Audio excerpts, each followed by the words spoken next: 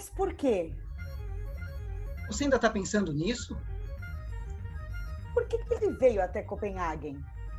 Que diferença faz, meu amor? Ainda mais agora. Nós três já estamos mortos e esquecidos. Algumas perguntas ficam por aí, mesmo depois que a gente morre, vagando como fantasmas, procurando as respostas que não encontraram em vida. Algumas perguntas simplesmente não têm resposta. Ai, Bor. Por que ele veio? O que ele estava tentando lhe dizer? Ele explicou depois. Ele explicou foi muitas vezes. E quanto mais ele explicava, menos dava para entender. Provavelmente a resposta era muito simples. Ele só queria ter uma conversa. Uma conversa com o inimigo, no meio de uma guerra. Margaret, meu amor, não dá para dizer que nós éramos o inimigo. A gente estava em 1941. Heisenberg era um dos nossos amigos mais antigos. Heisenberg era alemão. Nós éramos dinamarqueses. Nós estávamos sob ocupação alemã. Isso com certeza nos colocava numa situação difícil. Eu nunca vi você tão puto com alguém como naquela noite com Heisenberg. Não quero te contradizer, mas eu acho que eu fiquei bastante calmo. Eu sei quando você está puto. Foi tão difícil para ele quanto foi para nós. Então por que ele fez aquilo? Agora ninguém mais pode ser machucado. Ninguém mais pode ser traído. Eu não sei se ele alguma vez chegou a se conhecer de verdade. E ele não era mais um amigo. Não depois daquela visita. Aquele foi o final da famosa amizade entre Niels Bohr e Werner Heisenberg. É verdade. Agora nós estamos mortos e esquecidos. E só há duas coisas que o mundo lembra sobre mim. Uma é o princípio da incerteza. E a outra é minha misteriosa visita a Niels Bohr em Copenhague em 1941. Todo mundo entende o princípio da incerteza, ou acha que entende. Ninguém entende minha viagem a Copenhague. Eu expliquei mais de 1000 vezes para o próprio Bohr, para Margaret, para interrogadores, para agentes do serviço secreto. Quanto mais eu explicava, mais profunda ficava a incerteza. Bom, eu fico feliz de poder fazer mais uma tentativa. Agora estamos mortos e esquecidos. Agora ninguém mais pode ser machucado, ser traído. Quer saber? Eu nunca gostei muito dele. Acho que agora eu posso contar isso a você. Ah, você gostava dele, sim, senhora? Quando ele veio aqui pela primeira vez, nos anos 20? Claro que gostava. Na praia, em Tisvilde, com a gente e os meninos, ele era da família. Tinha uma coisa esquisita com ele, mesmo naquela época. Tão rápido, interessado. Rápido demais, interessado demais. Aqueles olhos brilhantes, sempre atentos. Brilhantes demais, atentos demais. Bom, ele foi um grande físico. Sobre isso eu nunca mudei a minha opinião. Todos eles eram bons. Todo aquele pessoal que veio para Copenhagen trabalhar com você. Você teve a maior parte dos grandes pioneiros da teoria atômica aqui com você numa época ou noutra. Mas quanto mais eu me lembro disso tudo, mais eu acho que o Heisenberg foi o maior de todos eles. E Bohr, então, era o quê? Ele era o melhor de todos, o primeiro, o pai de nós todos. A física atômica moderna só começou quando Bohr percebeu que a teoria quântica se aplicava à matéria da mesma maneira que se aplicava à energia. 1913. Tudo que fizemos foi baseado nesse grande insight que ele teve. Lembrar que a primeira vez que ele veio aqui foi como meu assistente, em 1920. Eu tinha acabado de terminar o meu doutorado e Bohr era o mais famoso físico nuclear do mundo. Em menos de um ano, ele já tinha inventado a mecânica quântica. Que surgiu do trabalho que ele estava fazendo com você. 3 anos depois, foi ele quem chegou na teoria da incerteza. E você fez a teoria da complementariedade. O Heisenberg, em geral, liderava. Bohr é que conseguia dar sentido a tudo. Funcionava como se fosse uma firma. Presidente e diretor executivo. Pai e filho. Um negócio em família. Ainda que nós tivéssemos nossos próprios filhos. Nós continuamos trabalhando por muito tempo, mesmo depois dele ter deixado de ser só meu assistente. Mesmo depois de eu ter deixado Copenhague em 1927 e voltado para a Alemanha. Mesmo depois de eu ter a minha própria cátedra, a minha família. E aí, os nazistas chegaram ao poder. Foi ficando cada vez mais difícil. Depois que a guerra estourou, impossível. Até aquele dia em 1941. Quando terminou para sempre. Por que ele fez aquilo? Setembro de 1941. Durante anos eu lembrei como se tivesse acontecido em outubro. Setembro. Final de setembro. A memória é um diário muito curioso.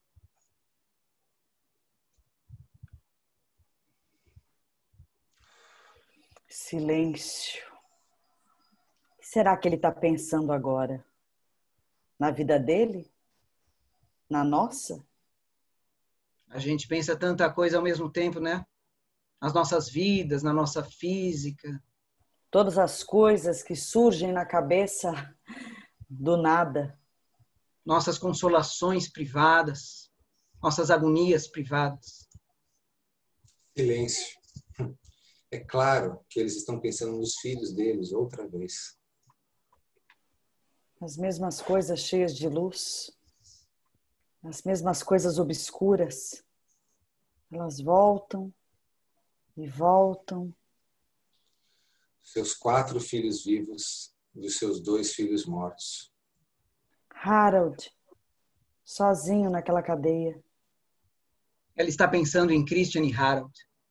Os 2 meninos perdidos, Harold Todos aqueles anos sozinho naquela terrível cadeia. e Christian, o primogênito, o filho mais velho. Novamente eu vejo aqueles mesmos poucos momentos que eu revejo todos os dias. Aqueles curtos momentos no barco, quando o mastro bate no mar pesadamente e Christian está caindo. Se eu não tivesse deixado ele pegar o leme, Aqueles longos momentos na água, aqueles momentos sem fim na água, quando ele está lutando na direção do salva-vidas. tão perto que dava para se tocar. Eu estou em Tisfield. Largo meu trabalho e olho para cima. Lá está Nils na porta, me olhando em silêncio. Ele vira a cabeça e eu sei na hora o que aconteceu. Tão perto, mais um pouquinho.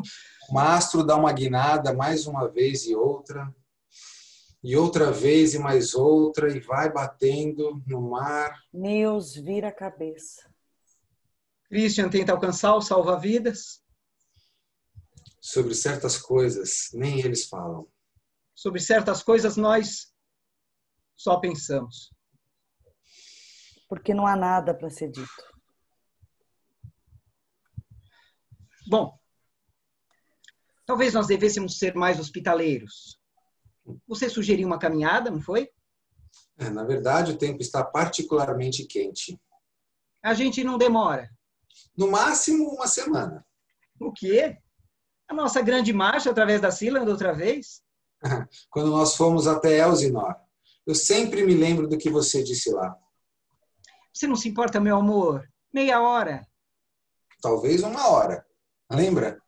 Você disse que a aparência de Elsinore mudou só porque nós sabemos que Hamlet viveu ali. Cada canto escuro nos lembra das trevas da alma humana. Então eles estão novamente caminhando. Ele conseguiu. E se eles estão caminhando, é porque estão conversando. Conversando por um caminho muito diferente, sem dúvida.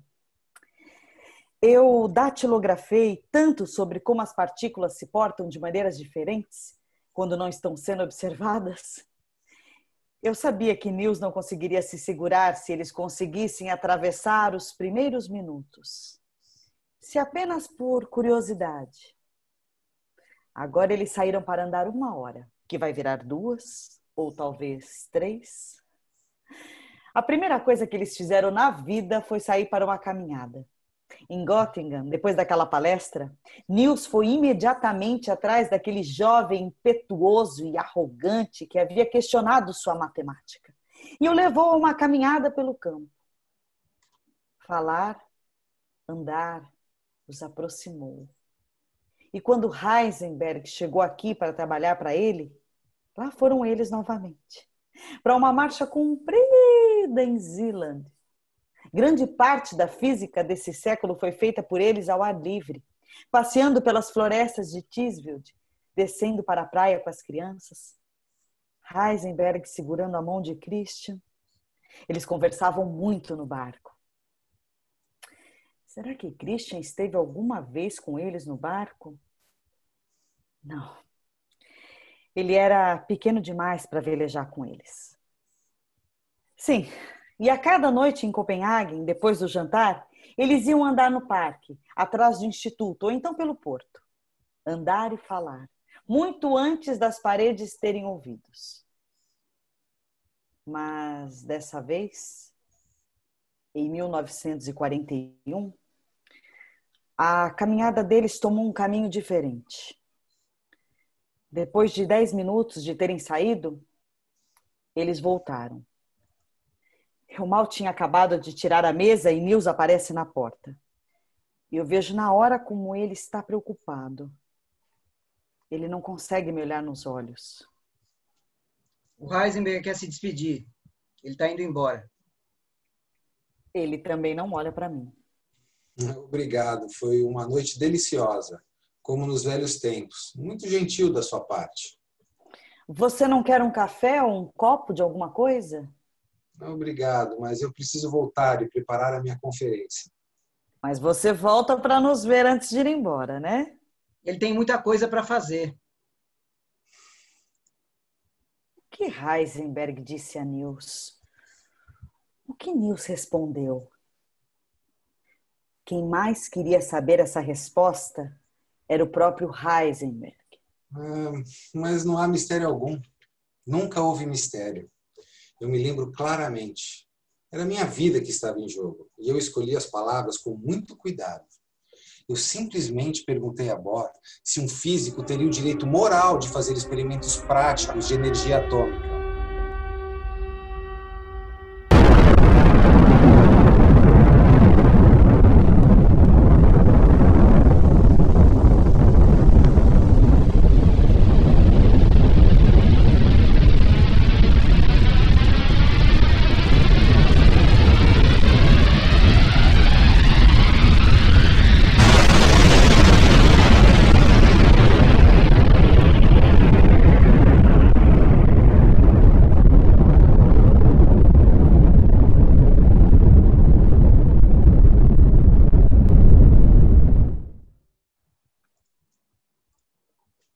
Tá bem. Sabe lá Deus o que eu falei. Mas agora eu estou aqui, muito calmo e consciente, pesando as palavras. Você não quer absolvição? Eu entendo. Você quer que eu lhe diga para não fazer? Muito bem. Eu ponho minha mão no seu braço, eu olho nos seus olhos, com o meu jeito mais papal. Volta para a Alemanha, Heisenberg. Junte os seus colegas no laboratório. Todo o time, todos os assistentes e técnicos. Suba numa mesa e diga a todos eles. O Niels Bohr disse que, no seu entender, fornecer um instrumento de morte em massa a um maníaco homicida, como é que eu vou dizer? É uma ideia muito interessante. Não é interessante, é uma ideia seriamente desinteressante. E aí o que acontece? Vocês todos vão desligar os seus contadores Geiger? Claro que não. Porque eles prenderiam vocês.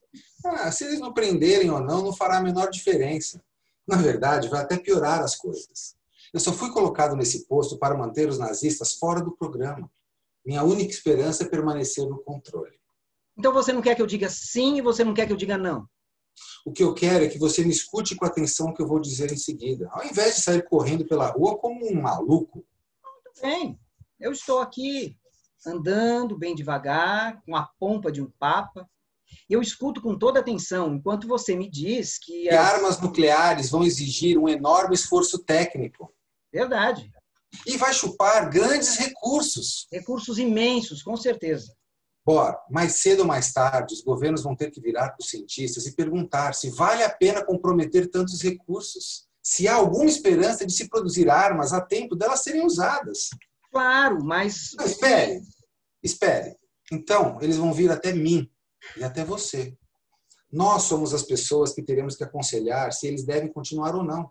No final, a decisão vai estar nas nossas mãos, queiramos ou não.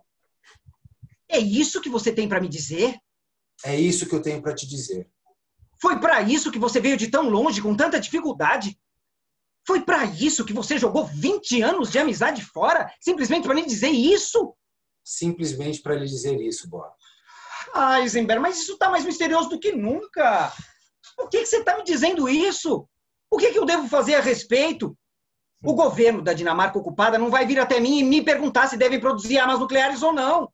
Não vão. Mas mais cedo ou mais tarde, e se eu der um jeito de continuar o controle do nosso programa, o governo alemão vai vir até mim. Eles vão me perguntar se devem continuar ou não. E eu vou ter que decidir o que dizer a eles. Então você tem uma maneira muito fácil de resolver o problema. Diga a eles a simples verdade que você me disse agora. Diga a eles como vai ser difícil. E talvez eles se sintam desencorajados. Talvez percam o interesse. Sim, Bor. E para onde tudo isso vai dar? Quais serão as consequências se nós conseguirmos falhar? O que eu posso lhe dizer que você mesmo não possa, hein? Olha, houve um relato num artigo de Estocolmo dizendo que os americanos estão trabalhando na bomba atômica. Agora eu estou entendendo. Agora chegamos. Você acha que eu tenho contato com os americanos? É possível, é concebível. Se alguém tem esse contato na Europa ocupada agora, esse alguém é você. Então você quer mesmo saber sobre o programa nuclear dos aliados? Eu só quero saber se existe uma dica, uma chave. Eu acabei de trair a minha pátria e arrisquei a minha vida para te alertar de que existe um programa alemão. E agora você quer que eu retribua o seu gesto? Ora, eu tenho que saber. Eu sou a pessoa que vai ter que decidir. Se os aliados estiverem construindo a bomba, o que eu estou escolhendo para o meu país? A Alemanha é o lugar onde eu nasci. Foi na Alemanha que eu me tornei o que sou. Bora, a minha infância em Munique terminou em guerra e anarquia. Outras crianças vão morrer de fome como eu morri? Eles vão ter que passar a noite em claro, como eu fiz aos 17 anos de idade, tomando conta de algum prisioneiro em pânico, conversando com ele madrugada dentro, porque ele vai ser executado pela manhã. Mas, meu querido Heisenberg, não há nada que eu possa fazer. Eu não faço ideia se existe ou não um programa nuclear dos aliados. Esse programa está sendo tocado para frente agora mesmo enquanto a gente fala. Talvez eu esteja escolhendo algo ainda pior que a derrota. Porque a bomba que eles estão construindo é para ser usada em nós. Na noite de Hiroshima, Oppenheimer disse que só tinha um arrependimento. Que eles não tivessem conseguido produzir a bomba a tempo de usá-la contra a Alemanha. Ele se atormentou tanto depois. Depois sim. Nós, pelo menos, nos atormentamos um pouco antes. Algum deles parou um minuto que fosse para pensar no que estavam fazendo? Oppenheimer, Fermi, Teller, Szilard, ou Einstein, quando ele escreveu em 1939 para Roosevelt e pediu para ele financiar a pesquisa da bomba? Você, Bohr, quando escapou de Copenhague 2 anos depois e foi para Los Alamos. Heisenberg, meu querido, nós não estávamos fornecendo a bomba para Hitler. Não, vocês não estavam jogando a bomba em Hitler também. Estavam jogando em cima de qualquer um que estivesse ao alcance. Em velhos e mulheres na rua. Em mães e seus filhos. E se vocês tivessem produzido a bomba a tempo, teria sido em cima dos meus concidadãos. Minha mulher, meus filhos. Essa era a intenção, não era? Essa era a intenção. Bora, você nunca teve a menor noção do que acontece quando bombas são jogadas em cidades. Mesmo bombas convencionais. Nenhum de vocês jamais experimentou isso. Eu estava caminhando de volta do centro de Berlim uma noite, depois de um daqueles grandes ataques. Não havia nenhum transporte, é claro. Toda a cidade estava em chamas. Mesmo as calçadas, em chamas. O asfalto prega no seu sapato como uma espécie de bosta de cachorro incandescente. Tive que ficar raspando a sola, como se as ruas tivessem sido inundadas pelas hordas do inferno. Teria feito você rir, meus sapatos pegando fogo. À minha volta, eu suponho, há pessoas presas, pessoas queimando em diferentes estágios, todas morrendo. E tudo que eu consigo pensar é como é que eu vou conseguir outro par de sapatos em tempos como esses. Você sabe por que os cientistas aliados trabalharam na bomba? É claro que sei. Medo. O mesmo medo que estava te consumindo. Porque eles tinham medo de que vocês estivessem trabalhando na bomba. Mas, Bor, você poderia ter contado a eles. Contar o quê? O que eu te contei em 1941. Que a escolha está em nossas mãos. Nas minhas. Nas de Oppenheimer. Que se eu posso lhe dizer a pura verdade quando eles me perguntarem, a pura e desencorajadora verdade, ele também pode. É isso que você quer de mim? Você não quer que eu te conte o que os americanos estão fazendo? Você quer que eu os faça parar? Dizer a eles, Bor, que todos nós, juntos, podemos parar. Eu não tinha nenhum contato com os americanos. Mas tinha com os ingleses. Só mais tarde. A Gestapo interceptou a mensagem que você enviou para eles sobre o nosso encontro.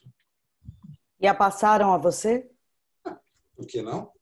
Eles tinham acabado de confiar em mim. Foi isso que possibilitou continuar no controle dos acontecimentos. Sem querer criticar, Heisenberg. Mas se esse é o seu plano ao vir para Copenhague, ele é... Como é que eu posso dizer? Ele é muito interessante. Não é um plano. É uma esperança. Nenhuma esperança. É uma possibilidade microscópica. Uma selvagem improbabilidade. Mesmo assim, vale a pena tentar, Bor. Com certeza vale a pena tentar. Mas você ainda está furioso demais para compreender o que eu estou dizendo. Não. O motivo pelo qual ele está puto é porque agora ele está começando a entender. Os alemães botaram para fora a maior parte de seus melhores físicos porque eram judeus. América e Inglaterra os obrigaram. Agora parece que exatamente isso é que vai dar aos aliados uma esperança de salvação. E de repente aparece você implorando a Nils para persuadi-los a desistir. Margaret, meu amor, talvez só nós devêssemos nos expressar com um pouco mais de comedimento, sim? Mas que ódio disso tudo! Você não se importava, eu espero. E eu me importava? De ser deixado em casa. Quando vocês saíam para as caminhadas? Claro que não. Por que eu deveria me importar? Vocês tinham que sair de casa. Eu achava até bom que você tivesse uma desculpa para sair.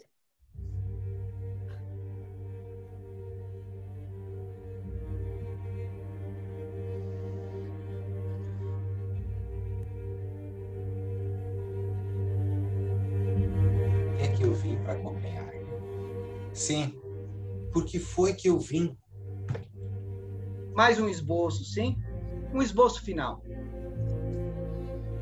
Mais uma vez eu atravesso o gramado até a porta da frente da casa dos Bor e toco a campainha. Por que é que eu vim? Eu sei perfeitamente bem. Sei tão bem que nem preciso perguntar. Até que mais uma vez a pesada porta da frente se abre. Ele fica ali, na soleira da porta, piscando por causa da repentina onda de luz que vem da casa. Até esse instante, seus pensamentos estiveram em todo lugar e em lugar nenhum, como partículas não observadas. Agora eles, os pensamentos, devem ser observados e especificados. E de repente, todos os claros propósitos dentro da minha cabeça perdem todo o contorno definido. A luz cai sobre eles e eles se espalham. Heisenberg, meu querido. Bor, meu querido. Entra. Como é difícil enxergar até aquilo que está na frente dos nossos olhos. Tudo que a gente tem é o presente. E o presente se dissolve o tempo inteiro no passado. Bor já tinha se dissolvido no passado, no momento mesmo em que eu me viro para ver Margaret. Nils está certo. Você parece mais velho. Acredito que ele deve ter tido algum problema pessoal. Margaret se dissolve na história, no momento mesmo em que eu me viro para Bor. E também, como é difícil pegar o menor sinal do que está por trás dos olhos de alguém. Eis-me aqui, no centro do universo, e tudo que eu consigo enxergar são 2 sorrisos que não me pertencem. Como está Elizabeth? Como estão as crianças? Muito bem. Elas mandam lembranças, claro. Eu posso sentir um terceiro sorriso na sala, muito perto de mim. Poderia ser talvez aquele que eu, de repente, vejo por um instante no espelho ali? E será que aquele desajeitado que está vestindo esse sorriso tem alguma conexão com essa presença que eu sinto na sala? Essa presença toda enrustida e não observada? Eu vejo os dois sorrisos na sala. Um desajeitado e insinuante. O outro se passando rapidamente de uma emoção imprudente para a simples polidez. Há também um terceiro sorriso na sala, eu sei, sempre educado e sempre em guarda. Você tem conseguido esquiar? Eu olho para Margaret e por um momento eu vejo que ela consegue ver e eu não. Eu mesmo. E o sorriso desaparecendo do meu rosto, enquanto o pobre Heisenberg mete os pés pelas mãos. Eu olho para os dois, que estão me olhando. E por um momento eu vejo a terceira pessoa na sala, tão claramente quanto eu vejo eles dois. O hóspede inoportuno, tropeçando de uma falta de delicadeza para a outra. Eu vejo me olhando, ansioso, pedinte, e pedindo para voltar aos velhos tempos. E eu vejo o que ele vê. E agora eu também vejo. Falta alguém na sala. Ele me vê, ele vê Margaret, ele não se enxerga. 2 milhões de pessoas no mundo, e aquela que tem que resolver o destino de todos é o único que está sempre escondido de mim. Você sugeriu uma caminhada? Você se lembra de Elsinore? As trevas dentro da alma humana? E lá vamos nós, por baixo das árvores de outono, através das ruas escuras. Agora não há mais ninguém no mundo, a não ser Bor e o outro invisível. Quem é ele? Essa presença embuçada na escuridão. As partículas estão correndo pela escuridão. Ninguém sabe onde. Estão aqui, estão ali, estão em todo lugar e estão em lugar nenhum. Ele começa a me perguntar o que preparou com um cuidadoso ar casual. Um físico tem o direito moral de trabalhar na exploração prática da energia atômica? A grande colisão. Eu paro, ele para. É assim que funciona. Ele olha para mim horrorizado. Finalmente agora ele sabe onde está e o que está fazendo. Ele se vira. E no momento mesmo em que a colisão começa, ela já acabou. Nós já estamos nos apressando em direção à casa. Eles já estão correndo um do outro na escuridão outra vez. A nossa conversa terminou. Nossa grande parceria.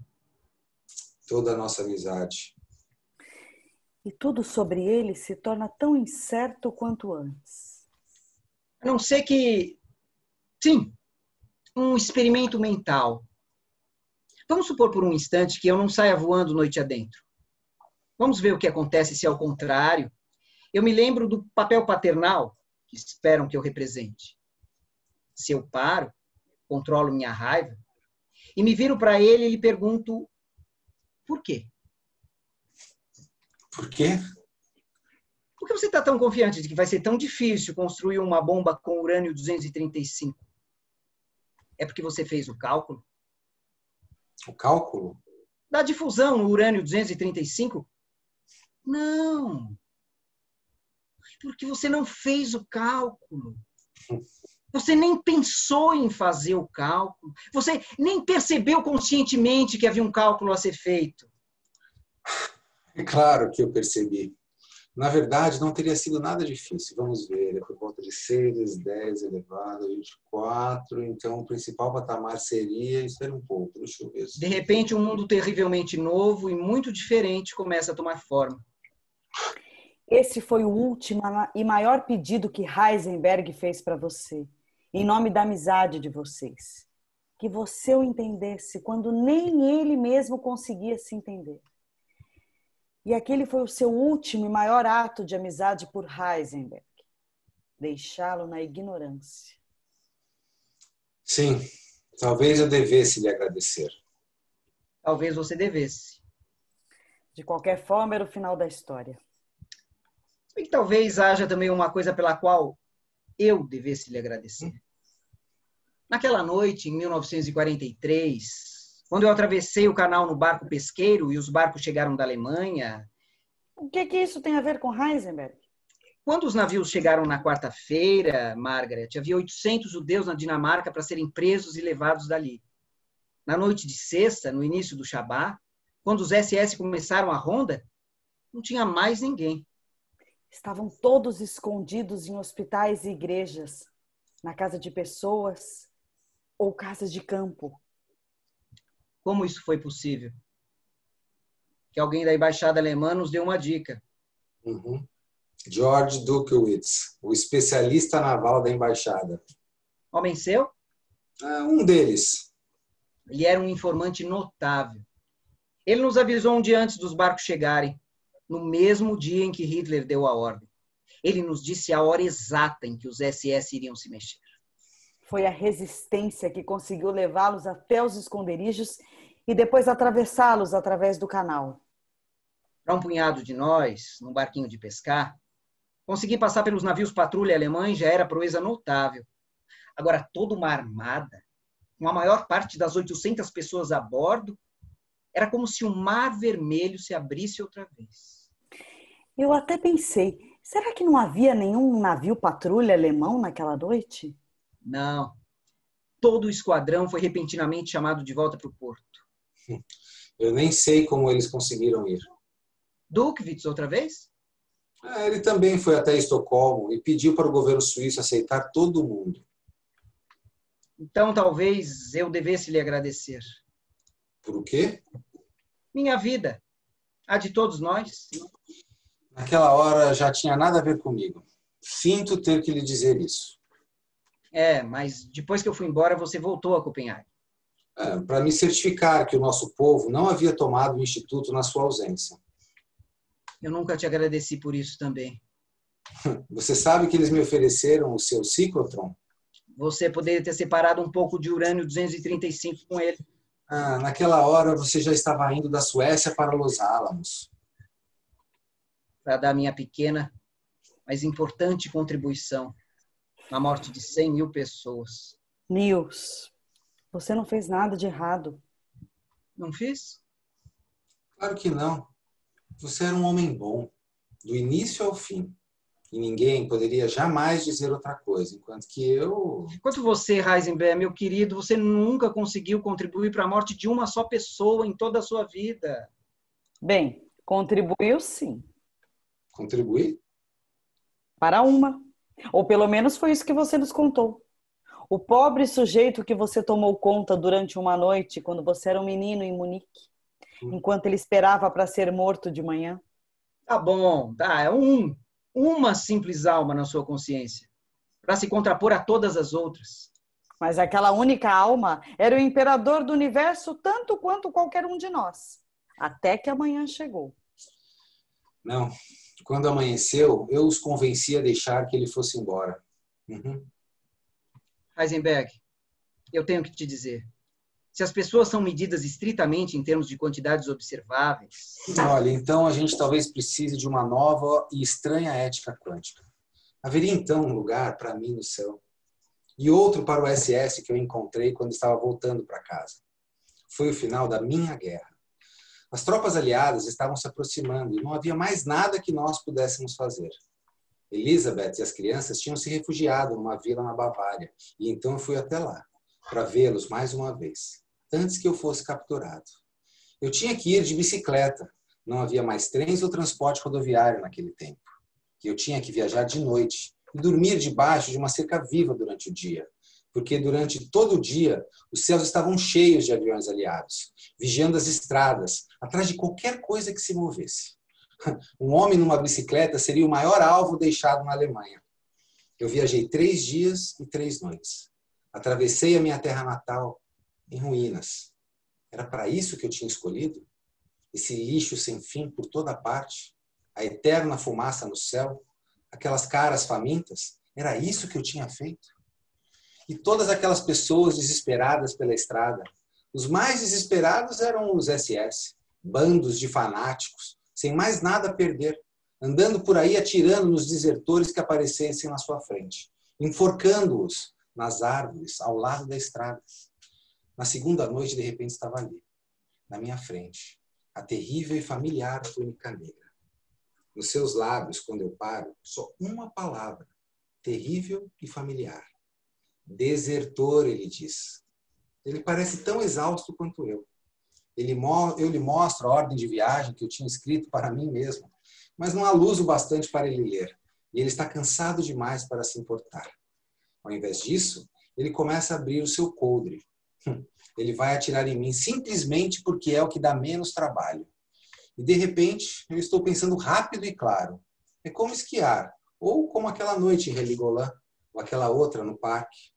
O que me vem na cabeça nessa hora é o pacote de cigarros americanos que eu tenho no meu bolso. E naquele instante o pacote já está na minha mão.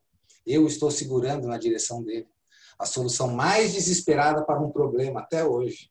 E eu espero, enquanto ele fica lá, olhando para o pacote de cigarros, tentando entender o que é, tentando pensar, sua mão esquerda segurando meu inútil pedaço de papel e sua mão direita abrindo o coldre. Só há 2 palavras escritas, bem grande no pacote. Lucky Strike. Ele fecha o coldre e pega os cigarros. Funcionou, funcionou. Como todas as soluções para todos os problemas, ele me deixa viver por 20 cigarros. E eu segui em frente. 3 dias e 3 noites. Deixando para trás as crianças chorando. As crianças perdidas e com fome. Arrebanhadas para lutar. E depois abandonadas por seus comandantes. Para trás, os famintos trabalhadores e escravos, andando de volta para casa, para a França, Polônia, Estônia. Eu atravessei a minha adorada terra natal, a minha arruinada, desonrada e adorada terra natal. Heisenberg, meu querido amigo. Silêncio. O silêncio para o qual nós sempre retornamos ao final. É claro que sei sobre o que eles estão pensando agora. Todas aquelas crianças na estrada. Heisenberg vagando pelo mundo, ele mesmo como uma criança perdida. Nossas próprias crianças perdidas. E mais uma vez, lá vai o mastro solto, o leme. Tão perto. Tão perto. Faltou tão pouco. Ele fica ali parado na soleira, me olhando. Depois vira o rosto. E mais uma vez lá vai ele, dentro das águas escuras. Antes que a gente possa fazer qualquer coisa, a nossa vida está acabada. Antes que a gente possa ter um relance de quem ou do que nós somos, nós já estamos mortos e de volta ao pó. Instalados no meio do pó que nós mesmos levantamos. E cedo ou tarde, virá um tempo em que todos os nossos filhos terão voltado ao pó, e todos os filhos dos nossos filhos. Quando então, nenhuma decisão, grande ou pequena, é feita novamente. Quando não há mais incerteza, porque não há mais conhecimento. E quando nossos olhos estão fechados, quando até os fantasmas se foram, o que restará do nosso adorado mundo? Nosso arruinado, desonrado e adorado mundo. No meio tempo, no mais precioso meio tempo, eis aí, as árvores no parque, nossos filhos e os filhos dos nossos filhos, preservados talvez só por um pequeno momento em Copenhague, preservados por algum acontecimento que jamais vai ser localizado ou definido pela própria natureza da incerteza do coração de todas as coisas.